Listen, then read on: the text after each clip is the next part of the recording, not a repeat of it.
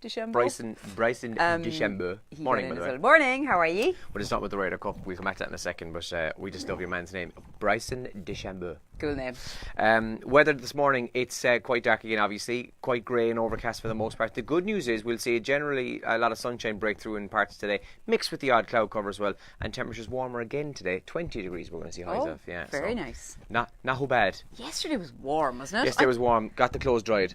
Oh, nice. I kept putting on my hoodie and then taking it off, and I was in the car roasting and then going, I should have just taken it off before I started driving. Funnily enough then, I was going training last night and like that, the car was roasting, but then coming home from training, it had changed dramatically. Yeah, I was freezing. Frozen coming home last night. Just on that, the US Ryder Cup, Captain Jim Furyk yesterday announced his wildcard selections, as Andrew said, Bryson DeChambeau, Phil Mickelson and Tiger Woods, all named on the team. When is the European one being announced? Pretty soon as well, I don't know. I'd imagine this week as well, I'd say, is it? Yeah. I could be way off knowing that, but I know Padraig Harrington was had the chance of a wild card, but he has come out publicly and he's basically said, look, I've had a decent bit of form for the last month, but pick somebody who deserves it. I'm a little bit older. He's cool like that. Yeah, like he is. Just... And do you know what? I don't think it's kind of like self-deprecating. I think he actually really meant it. Yeah, I think he seems like a very honest sort of fella, all right. Up to 8 names currently being linked with the wildcard picks for the European team. Will I give you those? Yeah, go for it. Paul Casey, Henrik Stenson, Sergio Garcia, Ian Poulter, Rafa Cabrera Bello. How do I do there? Bello. Russell Knox, Thomas Peters and Matt Wallace, all up to make it into the European That's not a bad group to have. Did I mention Ian Poulter there? You did, yeah. That's good. That's quite good. Yeah, so anyway, that's one of the things people are talking about this morning, Ryder Cup. Also trending this morning on Twitter, Great British Bake Off, and the second episode was on last night. I didn't see it. I'm always I won't say I'm one day behind. I'm always kind of about half a week behind on things. But you've seen the first episode? Yes. Ah, okay. So at least you're up to date on what's happening. So good. Do you just want to hang out with Sandy and... Like, when I hang out with him, I'll definitely remember his name. Noel. Hey, Noel, I got you a pint. Thanks, Mary. Noel and Sandy. Yeah, do you know what? I think it was you, one of the first people who said to me, and I agree with you at the time, I think, that it just wouldn't work. It wouldn't be the same with them. Like, Noel Fielding is off the wall comedy, but he's very good. I was completely not in favour of them presenting it. And after one episode, I thought they were really good. Yeah. They're just so likeable. Yeah, and they work well together. Yeah. So Cindy and Neil, I'm mad about them. So that's episode 2 was on last night. Don't tell me who got... I'll find out, I suppose. But I'll watch it anyway. Maybe tonight, probably not tonight, probably tomorrow. Tralee is trending, and we don't know why. Yeah, so when we see the top trends each morning, you can click on each one and see what people are talking about and so on. But we don't really have any definitive reason as to why Tralee is trending this morning. So if anyone has any idea. I went onto Twitter and I kind of just looked at the latest tweets about Tralee, and they were everything from somebody having a really good school tour in Tralee back in the day, to somebody else saying, I really wish, we'll say, Paul O'Mahony moved to Tralee. They were just someone who fancied some lad called Paul who doesn't live in Tralee. Yes, yeah. And there was somebody else talking about a pair of Levi 501s that they bought in Dallas, in Tralee. Is that a shop name, was it? Wasn't it called Dallas? Someone will correct me now. I thought it was called... They mentioned where the shop is in the arcade there. Oh, yes, around the corner from us, Yeah. And lots of other bits and pieces, including one of the most popular ones about someone who lit a fire last night in Tralee. Do you mean in their grate, like? Oh yeah, I think they put on the fire last night. Oh, they put on the fire, like, quite cold, like, yeah. They weren't being an arsonist around the place last night. Okay. We'll find out news this morning if they were. Rachel Allen is still trending after the news about her son being arrested on drugs charges as well yesterday, and her statement. We were saying she handled it very well so far anyway, but she's still trending. Lots of people talking about that. And the IMRO Award nominations were announced yesterday, with Radio Kerry getting 4 nominations. Well done to our colleagues. Yeah.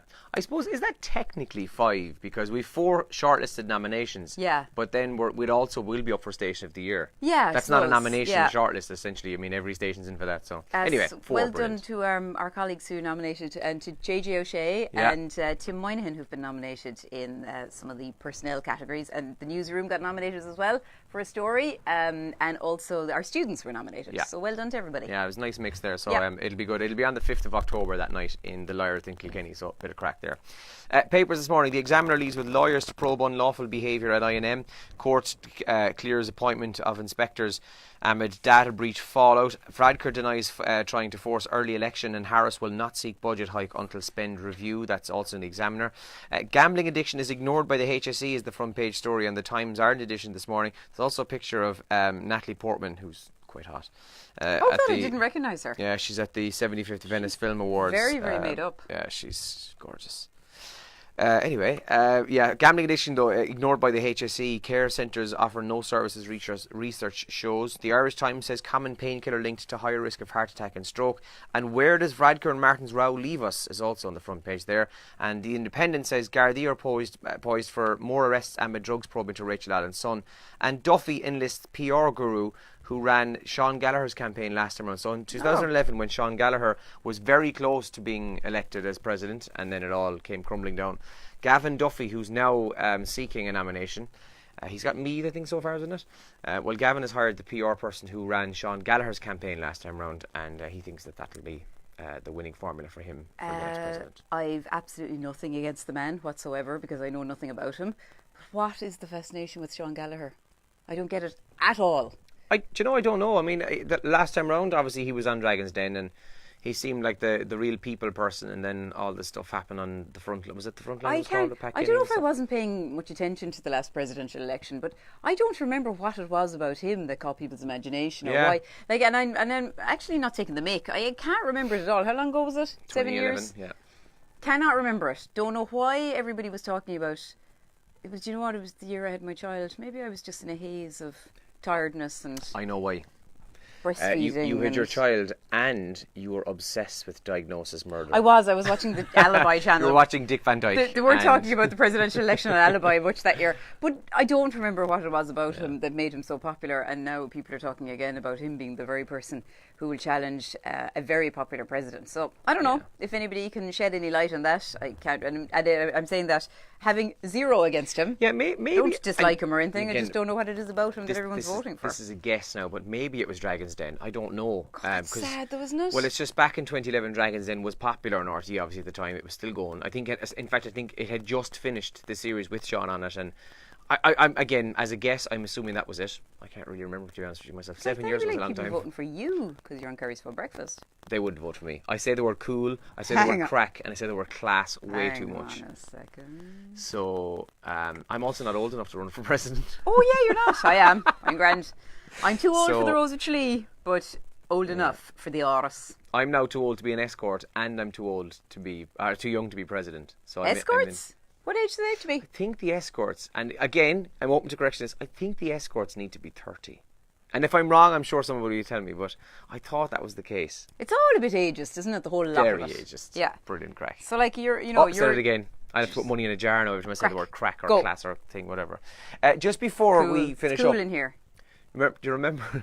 Remember I told you a few weeks back about different things about sitting in plane seats and which seat you should sit in if you want to go to the toilet or sleep, whatever. This is disgusting. Which plane to sit in if you want to avoid a crash or survive a crash? There's a seat for that as well. Yeah. But this is before you even get on the plane. All right, go on. You know, you go up to the security and they say, "Oh, can you empty your pockets? Put your bag in the tray." Yeah, I'm pretty good at that. Yeah. You know those trays you put your stuff into? Oh, so yeah, dirty. They're dirtier than an airport toilet. So the next time you're going through airport security and the security person says, "Put your goods into that tray," by handing that tray, lads, go straight to the jacks and wash them straight away because apparently in the toilet. Yeah, apparently they're dirtier than the toilet. So there you go. Later on in the programme, I've got 7 myths about the human body that are often mistaken as facts. Okay. These are good now. One of them is that your appendix is useless and it's for nothing.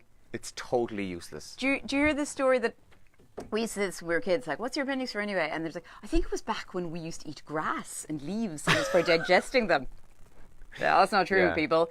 So we're going to talk about that. Myths about the human body. They're good, actually. Yeah. Right then. Some of them are a little bit rude, but we'll go with it. If you have an old wives' tale or a myth about the human body you want to share with us, leave it on the page here and we'll give it a mention on the radio. One is about men with big feet. Big socks. Big shoes. Gonna go stick the kettle on. Okay. Have a good day. Morning. Morning.